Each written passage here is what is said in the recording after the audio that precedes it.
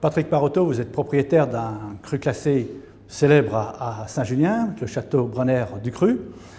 On va en faire rapidement un petit portrait. Donc, si c'était une fleur? Une rose. Je pense que c'est la bonne fleur pour Brenner du Cru. En plus, il y a des très jolies roses au château. En plus. Et si c'était un fruit?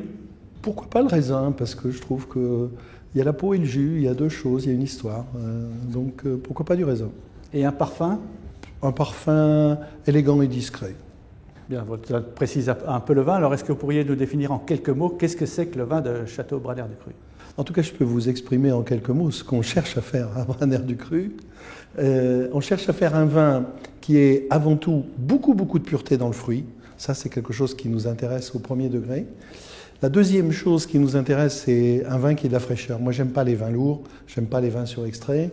Donc, j'aime bien les vins qui ont de l'élégance et qui se boivent assez facilement. Et je pense que le troisième point, qui résume un peu les deux premiers, qui pour nous est de très loin le plus important, on cherche à faire des vins surtout les plus élégants possibles. Et dans les millésimes, qu'est-ce que vous conseilleriez aux consommateurs aujourd'hui à déguster? Alors ça dépend un petit peu des tranches d'âge.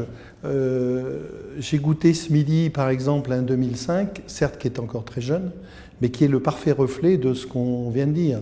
On compte bien entendu beaucoup sur les 9, les 10 à venir qui ont tout à fait ce profil. Et nous, on attache beaucoup d'importance à être très consistant dans le style. Je crois qu'une des forces de la maison aujourd'hui, c'est d'être précisément très consistant dans le style.